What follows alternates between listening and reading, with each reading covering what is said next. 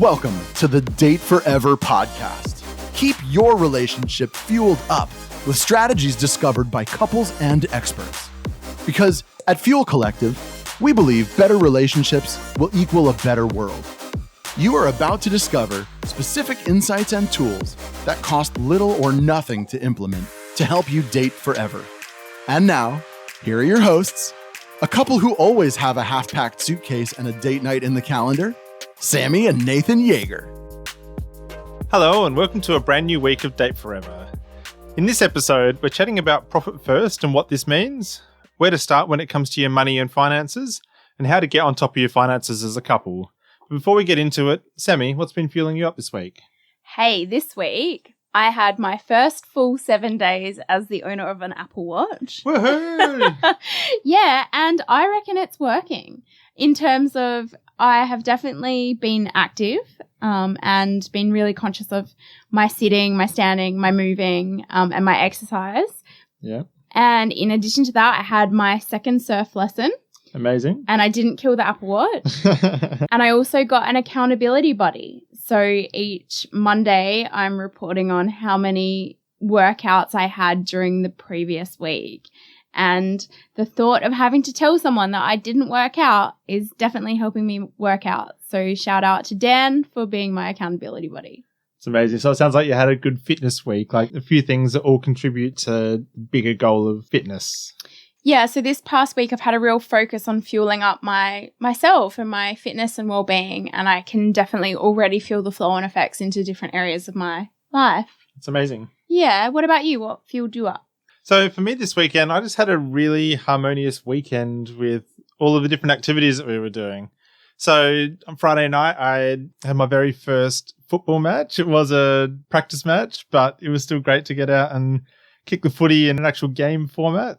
So that was really amazing, and it was good to have a bit of social time as well, just having a couple of beers after the match as well with the team. And then on Saturday night, we had a date at the theatre, which felt really amazing too. Yeah, that was probably my close second date night. Yeah, it was really lovely to be out and spend some time with Sammy and do something that we haven't done for a while at least anyway. And then just had a good bit of time over the weekend as well, working on the business rather than in the business. So yeah, making some progress on the things that we don't necessarily make time for during the week. Yeah, definitely. So overall, the weekend just felt really great and really recharging. Yeah, Fuel Collective and the Date Forever podcast are in addition to our day gigs. So yeah. it is nice when we have time or when we make time to work on it.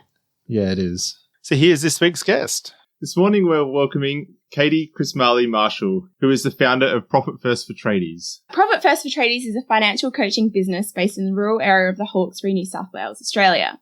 Katie is a financial strategist, author of the book Profit First for Tradies, and speaker who specialises in helping tradie business owners eliminate cash flow problems. Katie teaches real-world financial strategies, including the Profit First for Tradies method, to ensure they pay themselves the wages they deserve, a profit they can keep, all while reducing the hours they work. Welcome to the show, Katie. Thank you for having me. Hey, I've got your book in my hot little hands here. You know, it is quite a few hundred pages, but in the quickest, succinctest tweet length, what is the Profit First methodology? It is a cash flow method to help tradies make profit and pay themselves. Just like that. Just that simple. Yeah, and how did you get interested in this area and working specifically with tradies? So I've always worked in finance. Even before kids, I was a financial planner. I was an auditor. So I loved that. And I worked with lots of small business owners and families who were due to retire, and they got to that phase but didn't have very much money. They may, if they were lucky, had a home paid off. They might have had an investment property, but they didn't have anything else, and they'd worked their butts off their entire lives and didn't have much. So when I started to work for myself, I come from a family of tradies. They're all around me. It's usually easier to count those who aren't tradies. So, and myself, I was going to be a motor mechanic when I left high school, except I went to America for an exchange year instead. But it's just an area where I've been surrounded by them my entire life, and I love working with them. And with regards to the Profit First, I came across that I love to read. I love to grow and improve my own learnings. And Mike Michalowicz is the author of Profit First, which many people would have read. And I become certified in his method. And then May year before last, we were having a conversation, and at the end of it, he suggested that I write the book for Tradies. I, of course, thought he had lost his mind because I'm a numbers girl. Like, I didn't think I could write. But when somebody who has written, I think he's up to 6 business books and is really highly regarded, suggests that you take his method and adapt it to help our tradies, I had to do it. Yes, opportunity knocks, you have to answer. Yes, no matter how, it was completely out of my comfort zone, completely just something I never, ever, ever thought I would do. That's exactly why I had to do it. Yeah. So you've obviously been teaching this method for a while and then now converted into a book. So what is the fundamental or the foundation to that Profit First methodology? So with Profit First, the basis is that you pay yourself a profit first before anything else. So what we tend to do in business and in life, we pay all our bills, and then what's left is what we can spend on ourselves. With Profit First, it flips that and says, take your profit first and you make sure you pay yourself and you pay your taxes, and what's left is for your bills or your operating expenses, as we talk about in Profit First, which means that it forces us to be much more focused on where we're spending our money rather than sort of we've got money in the bank account, we spend, and then there's nothing left, so there's no profit left for us. It flips that around and just makes us focus on not wasting our money. And this can be applied personally as well. And many here in Australia would have heard of Barefoot Investor. So similar concepts, and that's for personal and this is for business. And what it focuses on is just making us aware of what we're spending money on. For me, it's not about being a Scrooge, not about being tight, not about being frugal.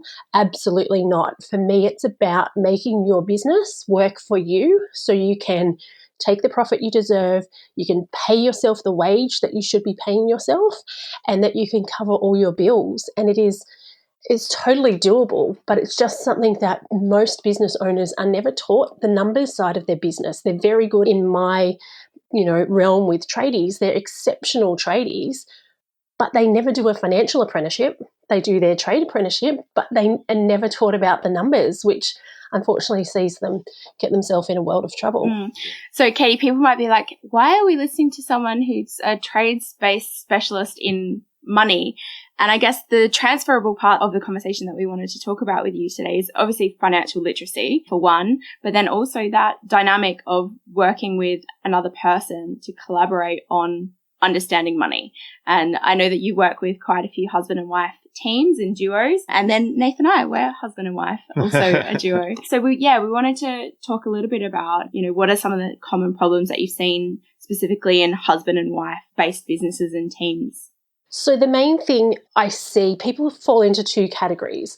They tend to be husband is very good on the tools and wife has nothing to do with the business and he has to sort everything out. And in that case, that's when they seek people out like me to help do the numbers side of things. The other group or the other category is the husband and wife that are working together. Usually the wife has been, or the partner has been given the role of handling the finances, but she might be a nurse or a teacher or a marketing consultant or any of those things, but it's sort of just often dumped on the wife or the partner. And the biggest issue I see is lack of communication between the two about the numbers. Quite often one will stick their head in the sand, and the other one will be working like nothing else to try and get the numbers sorted. And just being able to communicate, particularly if you're the one that's really working hard on the numbers and the other one doesn't want to have anything to do with it or isn't ready to face up to where they're actually at. It's really important to just start with little steps. Just one little thing. And I think what I see particularly in my couples, is that we don't place importance. We look at the big picture and we go, oh, we're not there yet. We haven't got everything sorted, so we're failing. Instead of looking at the one step that we got done this week, it could be that you had a 2-minute conversation with your partner about money. And then next week, it might be the next month that you might have been able to have a 5-minute conversation with your partner about the money. And particularly in business, it obviously transfers into personal as well. If one's not working, if the finances aren't working in the business, the personal finances are also struggling. So that communication, even though it is really uncomfortable and you don't know all the answers, that unlocks everything once you can start communicating. And it doesn't mean sit down, once a month on a date night and talk about your finances like Barefoot Investor. Sometimes even that is too big a gap for people to start with. So yeah, if you've never gone running before, you don't start out with a consistent 5K, do you? No, that's right. And we want to, solve the problem all at once or very quickly. And in my experience, it doesn't work like that. We just, as you say, if you're going to run 5K, you're not running 5K straight away. You go and you run 100 metres and you walk 500 metres or whatever it may be. So same with money. So I know obviously we're talking about this in context of a husband and wife business ownership and running a business together. But I feel like these roles that you've just sort of talked about where one person's taken the lead responsibility on money and the other one is just like not really sure what's going on. I feel like that exists in the team of running a household and running personal finances. Running a relationship. Running a relationship, even if the two of you have both got independent salaries or earnings or revenue sources. So can you talk to us a little bit about how we might approach a conversation if that kind of has happened by default rather than consciously choosing the roles?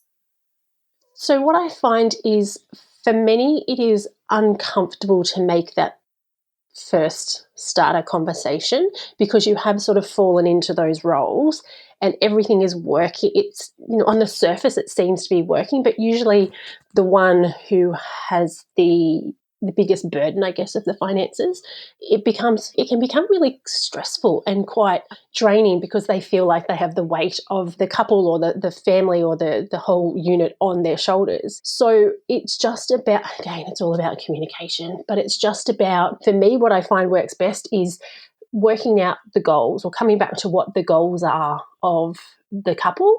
And again, sometimes one doesn't really not so much into the goals and the other might be more so. And it's like this for my husband and I. He has no idea about anything financial. That's not his thing.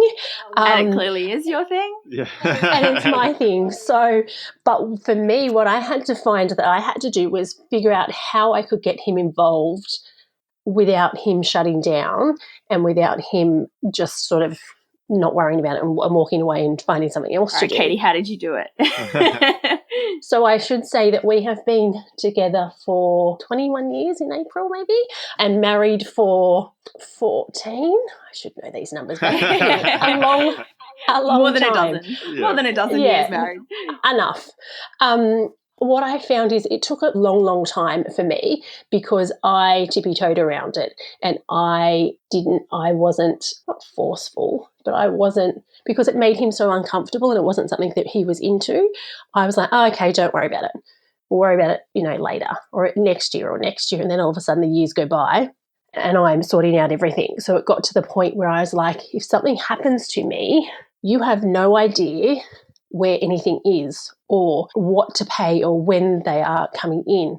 So for us, again, it's not perfect. There's a folder on my computer which has all our important information in it, all our, our spreadsheet with what's due and when, and that's as far as we've gotten. If something happens to me, he knows where to go. Once a year, we will sit down and work out what we want to save for, what our next sort of year's goals are. For us, it was travel. We just need to wait for that for a little bit longer. For us, we have to have really informal chats. Like there's no monthly date nights. Like that is just not his thing. And so we have informal chats literally as we're passing by in the kitchen or something like that. I'll be like, hey, I had this idea. I want to go on this holiday. When should we do that? How long should we do it? And that's what works for him and therefore works for me because I can adapt to that.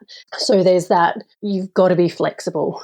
You have to be flexible because otherwise you're just going to keep hitting your head against a wall. Because some people love this stuff and other people, it doesn't matter how much you try and encourage them, it's just not their thing. So rather than ignore it, figure out how you can have those conversations, even if they are just micro conversations along the way. Yeah, so we're big Scott Pape fans and big Barefoot Investor fans. And I think for us, it was we probably came across that and really started to dive a bit deeper into the barefoot investor method because neither of us really had an interest in money. Neither of us were good at it. And so we kind of used that method for running our household and to try and get a bit more money literacy under the belt because we both didn't have any interest. So I think that's probably another piece to the puzzle is like if somebody doesn't have an interest in money or as a couple, neither are really well versed in looking after money or finances. I think that Barefoot Investor was a good stepping stone for us. I think it's about like making the commitment to acquire the knowledge. Like, and it's okay to go like, oh, I don't love this thing in the same way that I don't love cleaning the shower, but I need to know how to do that. Like, otherwise the consequences of not knowing how to do that and not doing that are quite uncomfortable and not very pleasant. But I know that in our relationship, Nathan and I have been together like over a decade and we've done, we were in our early 20s and very broke, and now we've got a few more resources, but not quite where we want to be. But we've definitely had fluctuations in, I guess, the system and the process that we've been using, but also like how much transparency we have over our current situation and our future situation. And what I've found is that the times when we've had the most amount of clarity over like what's coming in, what's going out, when is it going out, what are we working towards, I've felt the most empowered and stronger for it, to really understand whether or not you can make a financial decision or not, or whether or not there's a threshold of like, oh, I'm empowered to make that decision. And, oh, no, wait, that's a bit more expensive. Probably need to have a bigger conversation with Nath to do that rather than just being like, oh, yeah, it'll be fine. So I definitely feel like that's been it's a muscle we've grown in the time that we've been together. But yeah, I'd love your insights on that. Like, where do we start? I think the key is just starting. So Barefoot Investor is a great way to start from a personal point of view. It's finding a method that works for you. His method is amazing for your personal finances. Don't try and reinvent the wheel. Start there. And understand very quickly that you know more than you think you know. The amount of times I have conversations with people who are like, oh, I left school in year 9, or I failed maths, or I'm not good. None of that actually matters. It doesn't matter. It's actually not as difficult as we think it is. And it's much more efficient once you have, again, coming back to the running 5K type of thing, you just have to start and do little bit by little bit. And by doing so, you build that muscle. It becomes more comfortable. Your knowledge builds. You don't have to know everything on day one. And that's probably the biggest thing that I find. People get overwhelmed, so they stop rather than just, again, don't look at the whole mountain, just look at the first step and then take the next one. What I also find is people, like you say, we're so used to, and as a society really, for many people, we're so used to just spending and worrying about it later, which causes so much stress. If we just took a portion of that time that we stress about money afterwards and put that into learning before, we're going to reduce that time that we waste just unnecessarily worrying about our finances. And I think that's the key that people can't see until they get into it. And then they're like, why didn't I start this sooner? Like the amount of times I've heard that. I think I really love what you touched on there about deploying the time in a proactive manner rather than a reactive manner, because you're spending the time anyway, right? And it's and whether or not it's like fumbling around trying to find what bill is due when, you are spending that time, money, energy, late fees, resources, worrying about it in a reactive manner, whereas you could, scoop all of that up and move it to the front end and get a system and process in place so that those things can run a little bit more smoothly. Obviously you work with quite a few couples who are in business together, and that's a big deal. Sometimes revenue source has been centralized, and that is really, really important to keep afloat because it's not just a business, it's their livelihood. That's not everybody, and there's people who are working salaries and wages and contracting and freelancing, and we're now moving into a gig economy. What I'd love to know is there any financial tips or tricks or systems, something that can help couples who are living more financially independent or generating income independently to feel like they're on the same page and I guess as a team? That was a very long question. Yeah. So I think, again, that comes back to having those common goals. So even if you have independent incomes and maybe you're early on in the relationship, or you choose not to combine all your income, you should still have those common goals that you're both going to contribute to. And again, have really clear boundaries as to who's going to spend money on what.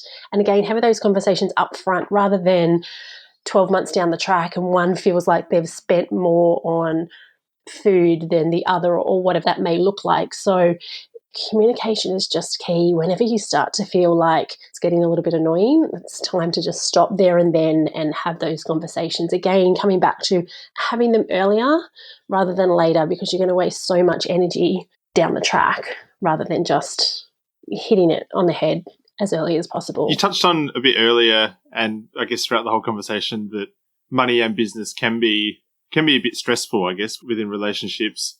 Well, especially if you're a husband and wife business partner. So what have you seen that can help keep a relationship strong while working together and sharing all your money and resources and stuff together too?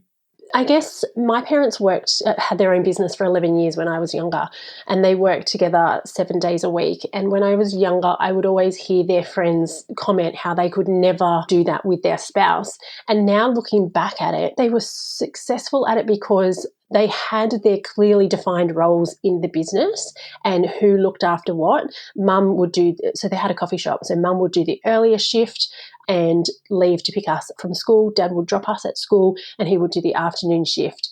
Within the business, they had their clearly defined roles as to who did what. And I think that's really key, because there's no, have you done that yet? Oh, I'm going to do that. Oh, yeah, I'll get to that. Oh, and then 3 days later, oh, you haven't done that. Let me do that. Again, coming back to that wasted energy, deciding who's going to do what. And once you define that, it doesn't mean that that's what it is forever. The best thing I see now is with couples that I work with, they just start somewhere.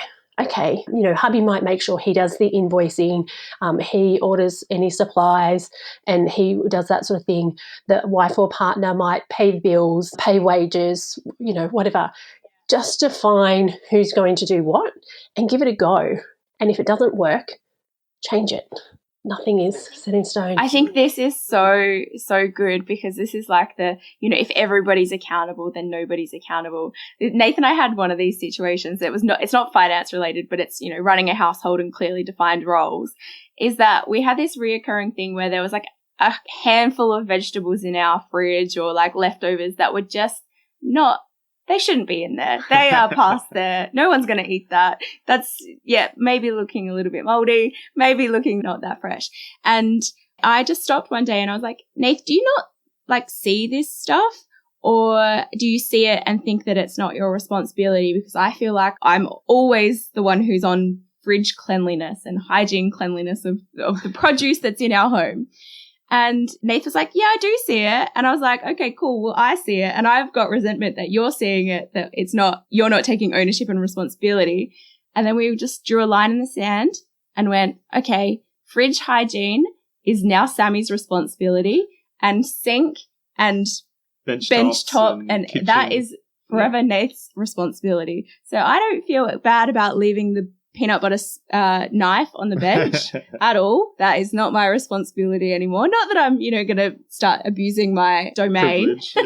But now I know that Nate's never going to throw something out of the fridge. It is absolutely my responsibility. And I feel no more resentment about why is he not doing it when it's now clearly defined. That's my job. He's got his job. And that's the thing. It's those simple things that make such a difference. Like, that's actually an interesting point, because our fridge would be my husband's domain to clean and tidy. Not that we've ever had a specific conversation about that. Liquid cucumber should not be there. But yeah, just defining who does what for all those simple tasks, because as you say, that resentment builds up and can just be really toxic in a relationship, and particularly if you're working in business together. And then it overflows for those with families as well. And that's where it starts just getting really tough. And I think it was also like, it was on me to be like, this is annoying me. This like grey area of one of us kind of doing it, the other one kind of doing it, no one really taking ownership or responsibility or playing lead on it. But I could have just let that go forever and stayed in that unmet expectation, grey zone resentment, and it probably, like you said, would have built and potentially overlapped into frustration about the pantry, and then frustration about the dishwasher tablets, and then, like, you know, it snowballs. So I think there was a level of ownership for me to be like, hey, this is bothering me. Can we talk about it? And I think that's something that we, at least I find with my couples, that they don't do very well. It's not just automatic for them to say, hey, this is annoying me. Can we chat this through? And that, as you say, snowballs and just it never gets better. If you don't communicate it, it never gets better. And I think there's consequences. You know, like, yes, having some gross vegetables in my fridge has consequences. But with money, I feel like the consequences can be, someone said it, that it's like money is never urgent, but it's always important. And unless it gets to that catastrophic, like, oh, fuck, we have really backed ourselves into a corner here, it really doesn't become both urgent and important. So, yeah, coming back to that idea of flipping the energy and resources up front to deploy, and get it sorted. I think that's just such great advice and has worked incredibly well for us to be front-footing the money, because there are things that we want to do in life and in our relationship, and without a plan or without some goals and some foresight. And some steps to getting there, they just won't ever happen. And I think what people think also with goals that, you know, again, if I was to sit down with my husband and say, let's work out our goals with a notepad, and like, that's not going to work. Like, that's not his thing. If we're just having a conversation, I'm like, hey, like the year before last, I'm like, I want to go back to America. I want to make it a big trip. Do you want to do it? He's like, yep. And I'm like, 6 weeks. He's like, no worries. But like, they're conversations that we have, you know, in front of TV or wherever. We're not sitting down with a notepad and goals in our 3 months, 6 months, blah, blah, blah. So again, it's just coming back to finding what's going to work and getting started. It doesn't have to be the formal way that we often think about money or planning and goal setting and that type of thing. So I think people, what I see is people have this sort of way that it should be done and then go, oh, that's not going to work for us, so we don't do anything. Mix it up. Find your way. Find what's going to work. Yeah. Katie, something else that I wanted to touch on was this idea. We talked a little bit about it before, that if you don't know something, to go out and consciously learn it. And this is probably maybe a little bit of a sneaky opportunity for a plug. But when is the tipping point of like, just go get a professional, get help, ask for help? So from a personal perspective, there's so many, like, Barefoot Investor first, go there. If you're not already, read the book. Good investment. Super easy read. It's got pictures in it and so on. So like, it's a super easy read. It's fun. You get to go on dates as well. So. Yeah. So get that from a personal perspective. I also suggest following people who you know are like have that interest. So for example, people that would follow you, they would see that there would be, you know, posts or whatever else about your date nights and your this and that sort of thing. So it doesn't have to be such a formal like arrangement to start with, particularly if it's not something that you've got much confidence in. Just start out small. From a business perspective, I always say sooner than better, because we can help you set up correct from the start, which is much, much less time investment, less money investment than coming to us when you've hit that urgent stage and you're like, shit, it's all falling apart. Can you help? Absolutely, we can help. Much bigger time investment, much bigger dollar investment. So yeah, just again, get started, do something. Just go, this week I'm going to buy the book. Next week I'm going to read a chapter, you know, or whatever it may be, and just take the steps. Download the app and actually look at it together. Yeah. Hey, Katie, I want to change gears a little bit. You mentioned your long-term relationship with your husband. What I would love to know, is there something in your relationship you've got to practice, something that helps you keep your relationship fueled up? So for me, it would be understanding that we work at different paces. I am very much, let's talk about it, let's make a decision, let's get it done. He is very much idea, give him 3 to 5 days, then he'll come back and then he'll talk about it. Whereas I just want to get it done. I've made my decision. Let's move. So understanding and remembering that we do come to decisions at a very different time frame is something that I'm always still working on, because I just am like, I've made my decision. It's simple. Why can't you just move along? But he needs that time. Nath needs a spreadsheet and research time. Yeah, I do. You're much more gut and intuition, and I'll go back and do all the research and make sure it's the right thing. Based on your information. My gut tells me it's the right thing.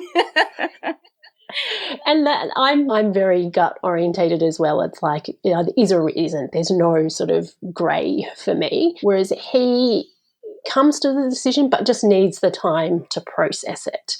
And 20 years on, still need to learn patience around that sometimes. It's an act of mastery. Very slow. Yeah. It is. We're always learning, always improving. I think that's a good point too, just that, don't think you always know your partner, and that, you are always learning, and there's always something new to learn too. Absolutely. And that it takes work, to build those things, those resilient things, and get better at certain elements of your relationship. They're not just good or bad. They can be a work in progress. Hey, Katie, this has been awesome. We know that education, and you mentioned it right at the beginning, how important learning is to you. But to say thank you for joining us today, we provided an early childhood education class to a group called So They Can in Kenya. So that has a huge ripple effect to those students across their life, not just for early education. So thank you so much for making that possible. Beautiful. Thank you for doing that too. No worries. So, Katie, if our listeners want to connect with you or want to learn a little bit more about what you do, or a little bit more about Profit for Tradies, how should they do that? They can visit my website, so www.profitfirstfortradies.com.au, and it's all the information there on my book and my socials and so on. Awesome. Amazing. Thanks so much, Katie. Thanks heaps for joining us. If you love what we're doing here and want more, subscribe to the Date Forever podcast to make sure you never miss an ep. Come and hang out with us and other awesome couples who are fueling up their relationships in the Thriving Couples Collective Facebook group, or check us out at fuelcollective.com.au. Until next time, keep on dating, because better relationships equal a better world.